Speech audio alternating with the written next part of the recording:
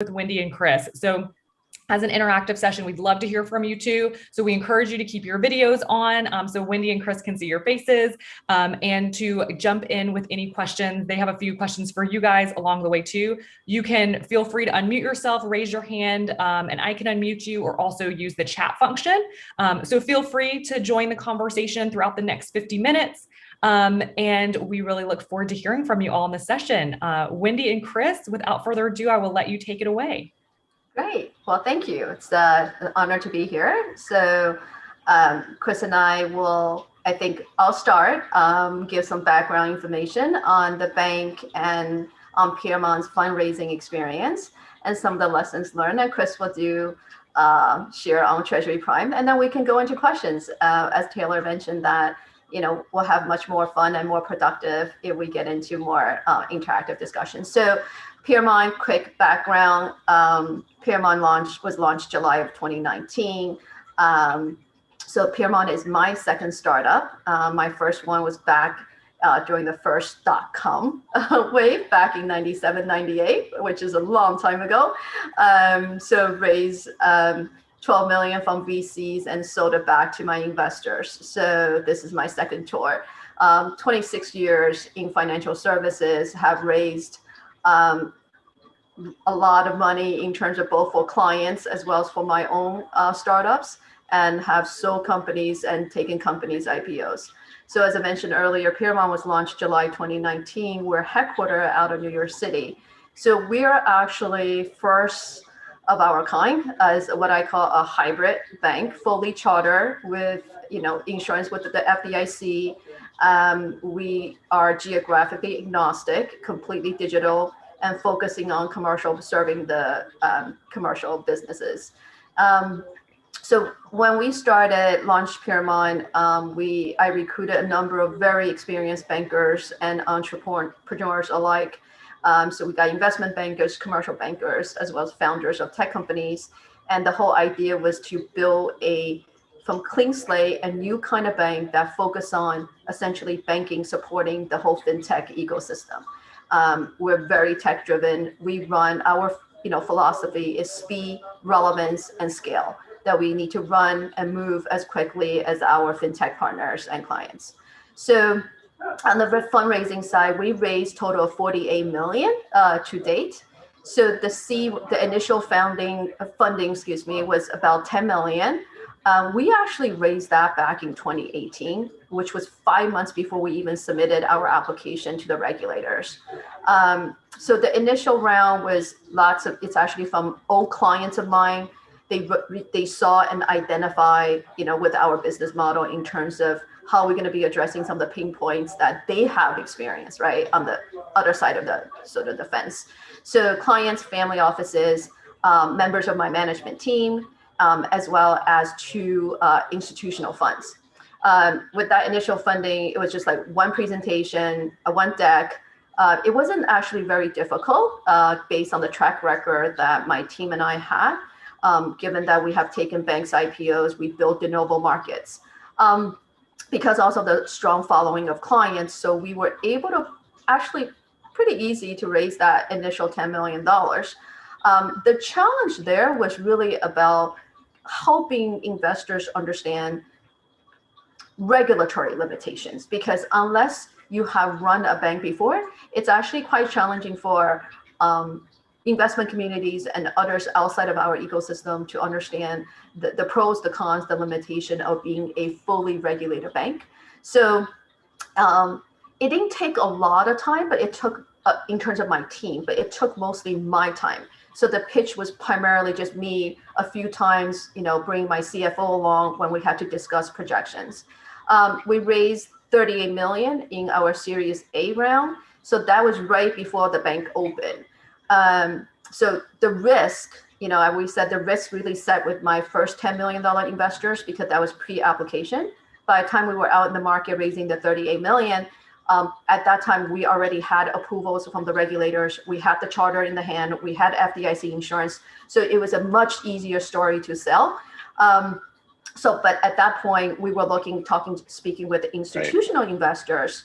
So we're, full data room, 5-year projection down to monthly balance sheet details, lots of time pitching, due diligence process.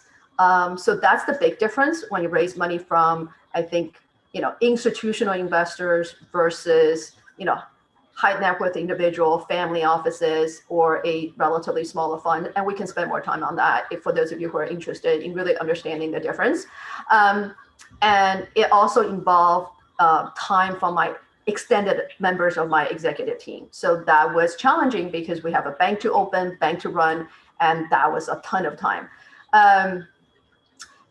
I think one thing before I hand it over to Chris, I think from just a high level standpoint in terms of learning, it's really about recognizing that different investors have different goals, and they may or may not, often they do not align with what you're looking to build. So you really have to, I see Chris is smiling, you really have to be very confident and sure and certain of what are you looking to build. Because otherwise, especially the early initial round, you can be pulled into different directions because you're like, oh, well, X, Y, and Z is looking for this. They think that you really should be focusing on Y segment because that's potentially more scalable.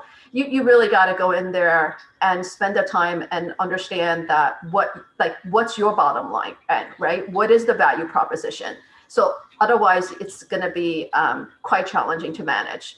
A few other points to share is that the first 3 minutes, right? People will say the elevator pitch, right? 90 seconds, whatever that is. But the first few minutes of the pitch is critical. It just sets the tone, right? Because a lot of these investors, they hear in so many pitches that if it's really not what they want to initially interesting enough, their attention span just drops significantly. So even if they give you another 25, 30 minutes, may not be as productive. So really focusing on getting your first 3 minutes down packed. Like you got to know exactly what you want to convey to these guys in the first few minutes. Take what you need, especially early on, and add some room for growth sort of capital, right? That stretch goal, because that comes down to valuation issue, because you take too much too early on, you give up too much, and you're not really fetching the valuation that you frankly deserve. Projections, make it realistic, add a stretch component, right? Because the really savvy investors, they do know. As much as we all believe that we have the most trailblazing new business concept, but they hear so much that they really do know. So if you give them something that it really is sort of that pie in the sky, they will start questioning your ability to execute against that and how much you understand. And most importantly, whether or not you fully comprehend the risk component of building a business model with that kind of projection. Again, anticipate lots of time. And especially if you don't have a big team, it's your time. You need the time to build out your business, build the beta, hire people. And thing pitches takes so much time. Right, Chris? Right. I think the very 100%. very last thing I would say is that not all dollars are created equal. If you have an excellent idea, you have a great team, and you got people chasing you down with money, take the long view. Go with the money that can bring that additional value and can be there for your next raise. And I think Chris will share more about that, because I think Chris really had that positive experience on this part, right? That having investor who can be there for you at the next raise. And by the way, my investors from the initial round step up during the Series A, and they will continue to maintain their percentage as we raise the next round. So because the valuation is not as critical during your early rounds, because if you're successful, it will make a huge difference for you if you just fetch a few bucks more, during the first round. So I think those are my big takeaways. Chris? Yeah. Hi, everyone. I'm Chris Dean. I'm one of the founders of Treasury Prime. Let me do a few quick housekeeping notes. Very interactive. If you have some questions in chat, drop them in chat. We'll get to them, either interactively now or, at the end. Wendy and I are kind of in a unique position, is that I'm the Silicon Valley tech person, and she's the, tried and true banking person. We know a lot of things about this problem, about raising money, about banking, about fintechs, about this stuff. And when we're thinking of ideas to make, there are too many, right? So I expect you'll all have some questions and we can talk about, how banking works, how fintechs works. But for the start, we're going to talk about our fundraising journey, because I think it does offer a lens into, how both sides of this problem works. So very interactive, and like I said, it's all recorded and everything. So as far as our agenda, we'll run through the history. We'll talk some details, what worked and what didn't, lessons learned, and then we'll go to questions. And here we go. So I'm like Wendy said, I'm an experienced entrepreneur. Treasury Prime was we launched in 2018. I founded 5 startups. Some of them did very well, hundreds of $1 million exit. Some of them have face planted. Treasury Prime has done very well. Turns out we're very capital efficient, unlike some of my other businesses, and we've raised $30 million across multiple rounds. For us, we were very lucky. We had options to choose who our investors were. Not everyone always has that option, but we did, and we actually had our first choice investors for everything. I'll get into the initial story and funding, but that's just the most amazing thing to me, is that I think that if we hadn't got the investors we have, we probably would have needed to raise a significant amount more. But the investors we have really helped us, which is surprising because most of the money I've held in the past has been dumb money, right? They just write you a check and they're actually not valuable, but our investors have been super valuable. I can tell you what Treasury Prime does as a business, and then we can go on. Wendy and I can go back and forth after that. Treasury Prime is a technology platform that connects fintechs and banks together. We have a network of fintechs, we have a network of banks, and we connect them to each other.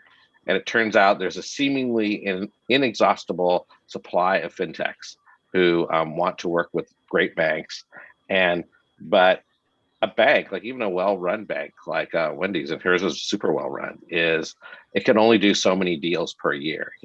They can't do 1 million deals a year, just too many. And because of that, we try to find the best bank for the fintech. And this has been a great business for us. We have a great partnership with Piermont, and I'm happy to talk about our funding. Do you want to add anything, Wendy, before I do my piece? No, please go ahead. Yeah. Sure. So here's a Treasury Prime story. I'm going to take you step by step. We'll interrupt in the middle. It's going to be great. So Jim Jim Brewster, my co-founder, and I were working at Silicon Valley Bank. I was running the fintech. Jim and I were in the fintech group there.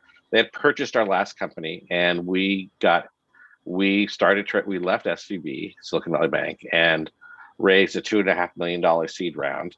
Our investors are who we wanted. They're Y Combinator, Decians, SUSE. These are all people I've known for years. SaaStr did some. And the learnings here was that I think for us, the people generally consider Y Combinator for a tech start to be very expensive because they take a big chunk of equity. But what our calculation has been and continues to be is actually it's cheap. And it's not so much that the network is great, which it is, and the partners are great, which they are. It's the fact that having the YC label on the outside really helps with further fundraising. We got probably a bigger valuation than we would otherwise have gotten, just because of the YC label. And I think that offset very nicely how expensive YC was. So what we did is we went out. It was just the two of us. Jim and I, backgrounds are, we're technologists, we're engineers. So we're lucky in that way, and we could just do everything. So two of us actually launched the product by ourselves. We raised the money by ourselves. And that, it was stressful and hard, but it was great because we never were worried about running out of money. Our burn rate was incredibly low because, we just had to pay ourselves. And, for the computer time, it was really easy. But even though it was easy, I can tell you some things were super hard. Like Jim and I are not great at pitching. We understand our problem so well, and all we want to do is talk about it all day. And I can tell you, like Wendy said, they want the elevator pitch, right? Those first few minutes matter. Like when we, when we just rely on the data and show that in the screen, there's big yawns all over the place. We have to lead with a story. We've tried different ones. I think the ones that we ended up working out for us were great. I can go into them a little bit. But at the end, what the pitch that really worked was we went to people we know, kind of like Wendy went to people she knew and said, look, we've made you money before, we'll make you money again. And here's our idea and here's why it will work. And it was a 30-second pitch, and that was the hook, and that actually worked. And then there was another hour talking about data and markets and everything, but you could tell in the first minute they'd already decided to do it. And I think that's true of a lot of investors. They decide like in the first few minutes, and then the rest is just verifying. And sometimes they undecide, but it's pretty rare that they go from, I'm definitely not going to do it, to, oh yeah, I'll do it. And one last thing I'll add here before I get into some of the details is that the pitches here, we assume that people would be interested in how banking works, because that's what we do, right? We connect these fintechs and banks. No one cared. No like Silicon Valley investor knew how banking worked. We spent the first few pitches educating people. Boy, it was a terrible idea. Like no one cared, and they would fall asleep and they would argue with us about how banking worked. They would say, that's not true because my banker does this. I was like, yeah, it's because you're a billionaire and you have like a banker on speed dial. They'll do whatever you want. A regular company doesn't have that. And this did not go well. So, that was the funny thing that we thought. It's like something that's so key to our business. Investors at that seed stage, they could care less. They weren't betting on data. They were betting on us. So that's all the real data we had, is that, we were good and we'd made money before. Anyway, you want to add anything? No, it's so true, because especially for the earlier rounds, it's about they're making investment decision on the people, right? Again, for the savvy investors is that everyone can come up with excellent ideas, but it's about execution. So, okay, you have a great idea, you have a great business model. Do you have the people? Are the people sitting in front of me can actually execute and make me a lot of money? So they're investing in people. So you really got to figure out which part of you and your team that are most relevant to put in front of these guys. So, and, I did the same. I made the same sort of mistake as Chris did, right? I started telling them, here's the market void. Here's what the big banks don't do well. Here's how the little banks don't do well. This is where we come in. They're like, they tune out. So, you got to focus on, okay, how are you different, basically? And what exactly are you going to do, and how are you going to do it, right? Because every business idea you can explain till the cows come home that why there's a need for it, right? But it's about how you're going to get it done. Right. Yeah, 100%. For us, when we raised early, we didn't need to raise very much. We went into it knowing that since we're a network of banks and fintechs, and we need a lot of banks to work, and that we need good banks, and there are a lot of banks, and I know a lot of them, and most of them aren't really well run, frankly. So it's like hard to find it. It's hard to find a good one. We knew going in it would take a long time, so we wanted to raise enough money that we felt we could have a team of 10 or 12 people work with no revenue coming in for years. That's what we wanted, because we thought that might happen, right? That it might just take that long. So we ended up raising $2.5 million, which, in our calculus worked. We pay people a very small amount. There's not that many of us. Everyone got a lot of equity, so that's good. We were lucky that we actually started making money very quickly. And so our runway actually went up really a lot. But in the beginning, we raised $2.5 million, and you have to decide how much money you want to raise. And we were in Y Combinator, and we had talked to our partner, Aaron Harris. He's great, about how much to raise. And we came up with this number. But then when we started doing pitches, everyone would ask, how much we wanted to raise and why. And I would go into these long details about, banks are, banking structures this way. This is the banking. I would explain banks all over again. And boy, did nobody care. And it wasn't until, we went back to, Jim and I went back to Michael, who's another YC partner, who's also great. He didn't even remember what we did, right? We got a 20-minute meeting with him. He said, tell me what you do again. And we spent 5 minutes, explaining once again what we did, how banks work and all that. He says, okay, just stop. And then he gave us a 30-second pitch, which I still use, and it's still better than anything I had come up with. And it's basically, you guys are great. You've done this before. You've made a lot of money. This is a growing market. That's it. Yeah. Right. And so for us, I would say, I founded, Merced Systems. We sold that for $200 million. Jim was an early engineer at Facebook. We recently ran the Fintech group at Silicon Valley Bank from having sold our previous company, Standard Treasury, to SVB. And that growth at SVB was amazing. It was 10x every year, just based on, our little product that we had. And here we're going to do it again, but we're going to do it as a commercial enterprise, and we're going to grow this to a multi-billion-dollar company. And we can do it because we have the insider knowledge that nobody else has, that we know how banks work because we worked at a bank, and we know how startups works because we're startup people. And everyone's like, great, that's a great story. And then we would go over the numbers and about the market size and stuff like that. But really, that's all they cared about. It was those 30 seconds. And I can tell you, Jim and I did not come up with that pitch. It was somebody else, with Michael, who's was way better than we are. And funny story was for me in terms of fine tuning the pitch was actually using the pitch that we use for regulators, because we start off, as I said earlier, start talking about market and stuff. So when we go to the regulators, they don't care about the market. They don't care about the business model, so to speak, because they're chartering a bank, right? So what they care most about is, hey, are you guys going to be able to run a bank so that we don't end up with a failed bank in our hand? So the pitch was, hey, we've done this. Look at us collectively. We got over 100 years of banking experience, right? And plus we have taken, poor performing banks out of trouble. We did turnarounds. We have acquired banks. We've done it nationally across the US, different geography. So that's actually the more important pitch.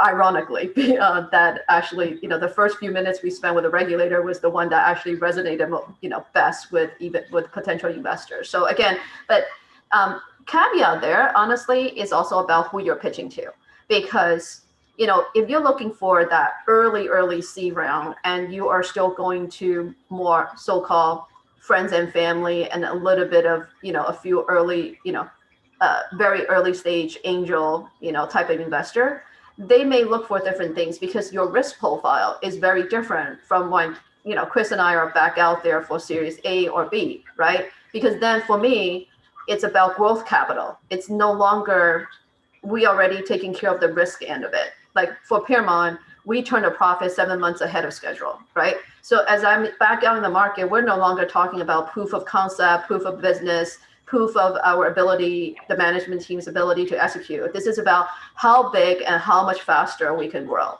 So different time, different rounds, different risk profile, and just keep that in mind and make sure that you reflect that as you do your pitch, right? That what risk level you're presenting to your investors, right? Because the horizon of, between the pitch, right there, them putting money in to that IPO day or to that whatever the liquidity event is going to be, it's just that much longer. So you got to make sure that you also make sure you at least make them understand that you understand that and that you got it and it's baked into how you're going to be as an operator, right?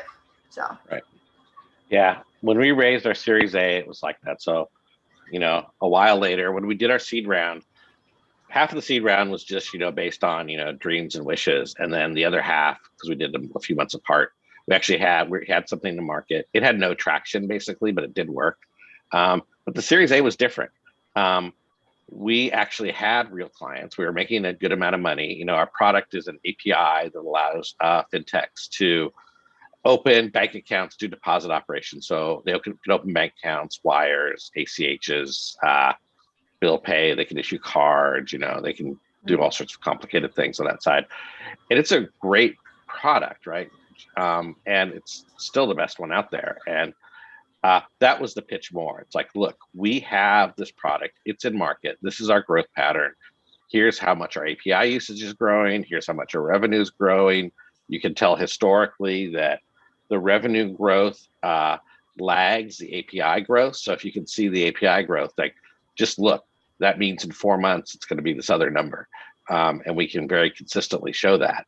And that's a story that resonated, but you can see that's a number story, right? And so drafting on what we learned in the seed round, that's not what we led with, right? What we led with was stories about clients and how stories about how people used our product. Like we have, well, I won't pick the one we actually use, but now we have a client, Wendy and I, who they pay truckers gas at truck stops, right? Yeah. That's what they do. This sounds like an easy problem. It sounds like a problem that's been solved already. Boy, did they have a much better solution. And did they need a lot? They didn't. But what they needed was a modern technology stack and a good bank. And you can't find that in one entity these days. You have to have two entities. Like, we're a great technology stack, and Wendy's a great bank, and boom, you're done. And we would tell these stories to the A investors, and that worked great. And I can tell you that we were preempted by three separate firms who were like, heard about, how good our product was. And the first one we pitched, we did terribly. We face planted. We started to argue with the partners about, they were talking about how banks were going to work in the US. And I'm like, that's not how it's going to happen. That's crazy. You guys don't know. And of course, when you're asking someone for give you $10 million, which is what we ended up raising, arguing with them and telling them they're dumb is not a good strategy. So yeah, great. So what we ended up doing is we were lucky. We were going to wait 6 months and raise more because we, like I said, we were very capital efficient. And then our first choice, we actually had two first choice investors. One came to us at Money 2020 and said, hey, let's talk. And very quickly, we did a full partner meeting, and we closed a deal. And our second, we had two first choice, and we're like, one of them will never say anything. But I just reached out and said, is this a good deal? Can I trust this guy? It was Amaya Scarity at QED. And he's like, oh yeah, you can. Plus I want in too. And that was it, that shows how valuable some of these relationships are. It shows how valuable some of the firms are. The fact that we had a long relationship with, one of our leads, and that QED is such a good brand that made the rest easy to close. QED is a great fintech brand. That worked great. Lots of stuff didn't work, and we can get into that, but that part worked great. We raised money then, and I'll just, jump to the end here. We raised a Series B a while later. We hadn't actually spent any of the A, but we wanted to raise a B at the beginning of this year. We, raised another 20, it's actually more than that, but $20+ million. And again, it was just our insiders, right? We had interest from other people, but our insiders have been so good and so valuable that we just stuck with them. I think, and all they cared about, they already knew us. They heard the story. We did full partner meetings again, but we just showed them the same numbers and told them a story, and that worked. It's easier to raise money when you have a good story and when you have real good numbers. I've raised money when you have bad numbers. It's way harder. Like, we did a full process for the Series B, which you didn't really do for the Series A. And that took all my time and almost all of Jim's time. And it was just this huge time sink. But at the end of the day, the reason it worked so easily was because it was easy. It was, we had a good story and good numbers, and that's it. Previous companies have had bad stories and bad numbers. Anyway. So, Chris, maybe before we go into questions, I think I'll add one more thing, is that in terms of business model, meaning that, if you're building first in class, right, business model, meaning that you're truly presenting something that's industry disrupting business model versus you are presenting a business model that it exists, but you have identified a new niche segment, and you'll be targeting that you'll be overlaying, a better product suite of products. So it's very different, because if you're presenting a business model where it's first in class, so in Piermont's case, for example, everybody knows what the bank looks like, right? So whether when I went to the investor or the regulator and told them that, oh, no, this is going to be a bank, but it's going to actually operate like a fintech, their head starts spinning. Is that, okay, well, where do I put you? Because everybody likes to put you in a bucket. They have different categories, different buckets in their head. And that's where they're going to put you, right? They put you in the bucket where it says, you know what, this one, these guys, potential unicorn IPO status. This is the guys, they will do us well, but they're probably only going to get to this point. So when they make that early on decision, that first impression, they put you in that bucket. So for Piermont, for example, like for us, it's about speed, right? So we do our credit turn in 3 days. When we do integrating fintech with Treasury Prime with Chris's team, we're looking at weeks, not months. So when you start presenting a business model that's entirely different from what everybody out there, what they think of what you do or what your industry is like, you need to bake that into consideration when you do that pitch, right? Because you need to be ready to answer some hard questions, because the initial reaction, not just only the initial reaction, the reaction is going to be, if no one has done it, how are you going to do it, right? It goes back to the earlier point about can you execute? Can you make it happen?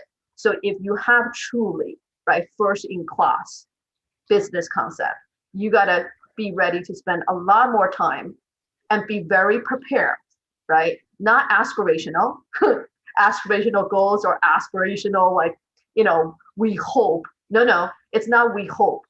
I will have this. We will build this. We have done this. We have built this. That, that verb that you choose to use becomes a deal breaker, so to speak. So that's sort of my last ad in terms of, things to keep in mind when you do that, when you do have a chance for the 30-minute, the 1 hour pitch meeting, right?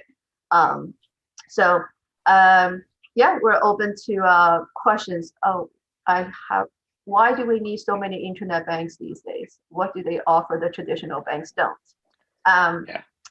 Chris, you want me to go first? Let me start. I think okay.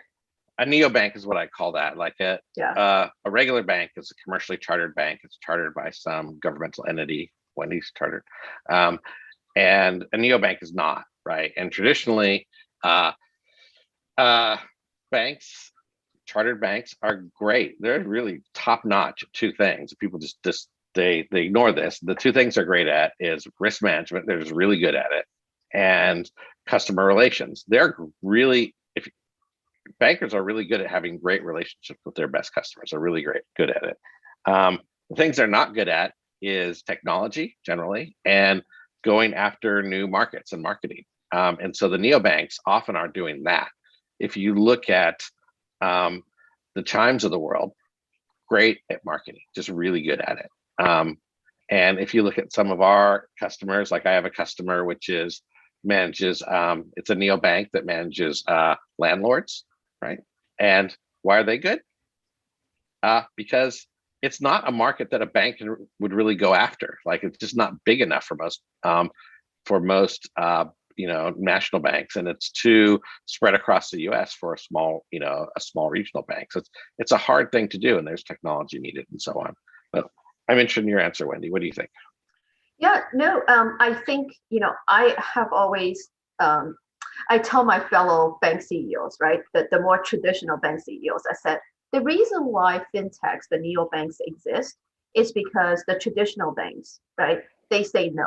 So we're creating that market opportunity. So what do they do better than traditional banks? Chris nailed it. It's marketing. It's the ability to quickly innovate and create that relevance. So early on, I mentioned that for Piermont, we care about speed, right? Being relevant and being able to scale.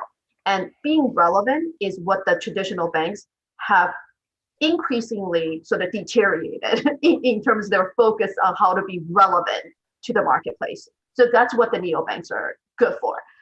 Why are there so many? It's not about so many. It's about the market is actually that big. So the neobanks tend to have a very niche focus. So for example, Chris and I, we have fintech clients where they are starting a neobank to focus on the gig economy, workers only. Because then they only they're thinking of how to resolve pain points for that particular demographic. And that's why it's so interesting actually for a bank like Piermont to be sort of to power the neobanks, right? To be the bank that supports the product development and the payment solutions and et cetera behind it. So hopefully that answers the question. How do fintechs and startups build trust with end customers? How do they know they can trust a bank or a fintech? Well, you know what? Personal experience and opinion, obviously, is people. Because I've always said, now Chris can speak to the tech side of it, but for banks, I've always said we are a people business first, and second, we are a risk management business, right? Making money is almost the last part, or the third, not the last, the third part. So in terms of building that trust, is that if you're the fintech and you're looking for a bank partner or looking for an API partner, you know what? Are they even making the head of innovation, head of banking, a CEO? Are they making them available to you? Are they even bothered to take the time, right, to speak with you, to understand what you're building? Who's your target demographic, right? And are they giving you the honest opinion, or they're just saying that, oh yeah, we can do everything for you? Listen, in my experience, anybody who tells me that they can do everything, whatever I need for me, usually it's not the case. At least they don't do it very well, right? So how do you trust? How do you know that you can trust someone? Is get in front of them, have that FaceTime. How do you relate to them, right? Chris, I don't know if you have something to add. Well, I mean, it's pretty obvious from my perspective. Don't screw up, right? I mean, that's how you build trust. Like promise things and then deliver them, especially to your end customers, right? If you have a consumer or a small business where you have a lot of them, the way you build that trust is you provide them things they actually want. One thing that we see over and over again at Treasury Prime is that when people start out, they're small, they have 10 customers, 100 customers, 1,000, whatever it is. And as they grow, the complexity of the problem becomes so much bigger that you really have to make sure that you're doing the things that a bank would normally do, like as if you're a fintech. And that's why I always say it's like your number one thing I see with fintechs at scale is they have a great banker and they have a great relationship with their banker. And if you don't have that, I think you're probably doing it wrong. So like plan to do that from the get-go. This is the whole reason for Treasury Prime's existence. Like you might say we have the best API, great, we do. You might say we can get someone on live faster than anyone else, sure we can. But really it's the fact that you can call Wendy and say, I have a problem and this isn't working. Like Wendy and I know there's one today. And the fact that, the fintech is working directly with folks on her side to solve this very hard problem, that's what builds trust with their end users. So I think don't screw up. It's my main idea. So the next question, who will be the biggest loser from the huge change in fintech going on? What I have seen is it's not just fintech. It's that when you deviate from what you know how to do best, like what you're good at.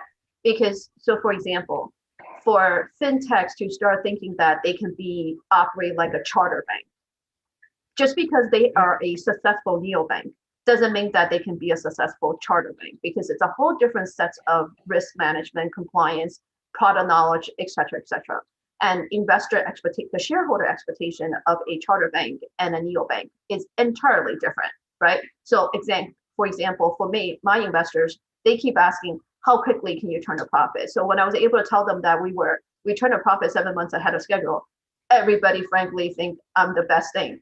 But in the fintech ecosystem, it's about how much more market share can you grab? Like we don't care if you make money or not, right? So I think the biggest loser is the one who's gonna start focusing, thinking that they can be the other person. So for me to sit here and be like, hey, you know what? I can be as good of an API provider as Chris. Yeah, that's not gonna go as well. Now, is it possible if I decide to replicate the entire team and start deviating from what I'm good at and focusing on that? Maybe. Is that a good idea? No, right? Should I have the proper alignment in terms of tech stack at the bank so that we can be even more efficient and could go even more faster along with Chris's team? Absolutely, right? So focusing on what your true value is, your subject matter expertise, in my view, is important. And if you don't, you become the loser. Yeah. I say generally, we're going through a sea change in the banking system in the US. The financial industry is the largest single part of the US economy. Banking part is huge, huge, huge portion. And it's going under a gigantic change. My general opinion is rising tide is going to raise all boats. Like everything is going to get better. I think there are some things that are going to happen. Generally, there's been a consolidation of banks. The US has an enormous number of banks, far more than other countries. And what is it now, Wendy? How many charter banks are there? 5,300 something, but that includes from the credit unions all the way up to B of A. Yeah, and yeah. I think what's going to happen is the smaller ones or the less well-run ones probably are they're not going to disappear, but they're going to merge, right? They'll get bought by someone else. This is generally, B of A will buy a bank all the time, but these smaller banks are going to get squeezed up. So the winners, I think, are going to be the people who embrace this change, the fact that there's a lot of activity going on directly as banking moves into the internet, into your mobile phone, and for business and commercial things, for business and personal things. The losers are going to be the people who don't recognize there's a change happening, and they'll just get bought out. Board diversity. Yes. You should answer the board diversity one. That's good. Here, let me start on this one as well. So I couldn't believe it. Our head of marketing had to triple check this fact. So Piermont Bank is the only bank out of that 5,300 something that I just mentioned that has a female founder, female CEO, female board chair, and a majority minority board. You would think that we're not the first one and the only one, but we are. So, and I can tell you that it has benefited us a great deal by having this level of diversity, both at the board level as well as at the management level, because it goes back to one of my three key sort of pillars. It's being relevant, right? So when we open, people were questioning like, Wendy, how much marketing dollar are you going to have to dump to get people to just, find out about Piermont? We did a grand opening, we did a press release, and we literally had these women-owned business that's been around for 20 years, 30 years, calling us and said, hey, we've been with, one of the big money centers for X number of years. Can we talk to you? Right? So being relevant, and they feel that, hey, look, this bank looks different, says they're going to do things differently, and they look like they have people that who actually looks like me and behaves like me, thinks like me, let's give them a shot. So that diversity helps a great deal, because that equates to your ability as an institution to be able to be relevant to just that much broader and wider in terms of segments of audience. So, and also the advice that you get, right, by having, now I'm talking about the board level, being able to contribute. That's been tremendous. Also for a bank, based on we even get more support from the state, from the city, from literally our Department of Treasury, from the central government, actually, in terms of both capital support and programmatic support. So it's been one of the best things we did. So that's good. I can tell you our team diversity is good, and it's important because you need the diversity of opinions. And also, I think if you end up being not diverse, you're leaving money on the table here. Is that just because someone isn't the white guy who went to the fancy school, that means those are the only people who know how to do anything. That's just wrong. If you don't have a diverse team, there's something about your hiring practices which are kind of screwed up in some way. And you can fix that. So do fix that. I can tell you the board would help a lot. I don't talk about our board makeup a lot because it's not very good. We have the same board we've had since the very beginning, which are just people we all know, like Amias, who's a QED partner and is on our board. and Dan Kimmerling, who's, Decian's been on our board since the beginning. And Jim and I, we're all 4 white guys, we're just regular, the only diversity has that I'm older than most people. Like, great, that's not much. Jim and I have decided that like the next board members we have, whether it's outside or an observer or anything else, it has to be someone not like me. It's like Jim and I, it's terrible. The problem is we haven't added anyone in so long. It's been like this forever.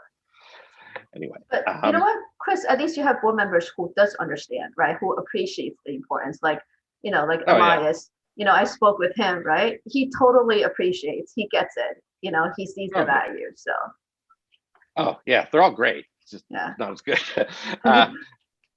Here we go. Are there too many fintechs? Is there a shakeout coming? There are not too many fintechs. I can tell you there's an seemingly inexhaustible supply, and the vast majority of them that at least we deal with have great businesses. They're not made up things. They're not like, cast your mind back 25 years, 20 years or whatever to like the .com days when people are doing all these stupid ideas. But when we talk to these are legit ideas, like a neobank for a gig economy. That's a good idea. That's a different market than before.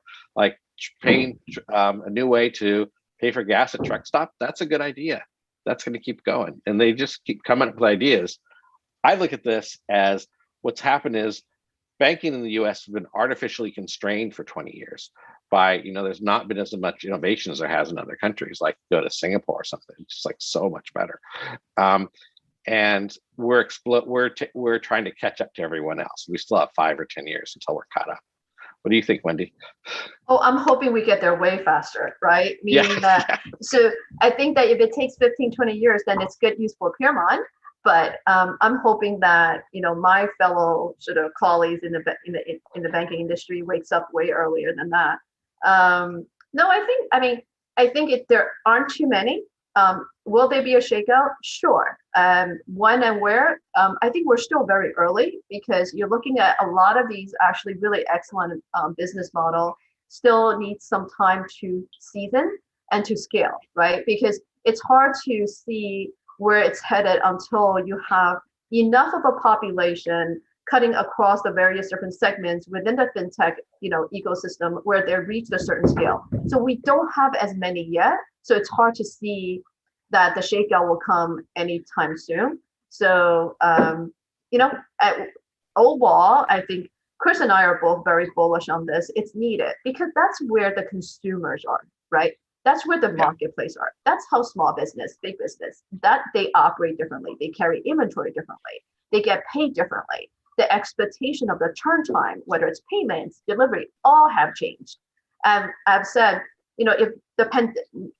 if there's not one thing positive that pandemic did, it's just that, it changed that overnight migration of those diehard brick and mortar users to online users, right? To digital users, right? And I've used the example of my 80-year-old father, right? Trying to use iPhone to see his grandchildren. So if it wasn't for the pandemic, he would have never bothered. He'd be like, no, you come see me. So, without getting too personal with information, but it is material, it's meaningful. It was practically overnight. And that is going to help, I think, create a lot more fintechs in the near future, actually. Yeah, I think that's right. I think we're coming up on time. So I will say to everyone, thanks so much for coming. I'll give a brief pitch for Treasury Prime, then you do one, Wendy. So if you want to start a fintech that services commercial clients, retail clients, cards, anything like that, like Treasury Prime has the best-in-class platform. It has the best-in-class technology. We have a great team. Just go to our website, treasuryprime.com, and contact us. We'll be happy to help. I think the thing that we're best at, the technology is great, and the banking network's great, but it's really our customer success team is just fantastic and really can bring you to market faster than anyone else can. And I can tell you that if you are deciding on a fintech problem that you're wanting to work on, think of it from the bank's perspective and find a great bank. If you can't find a great bank to work with, you're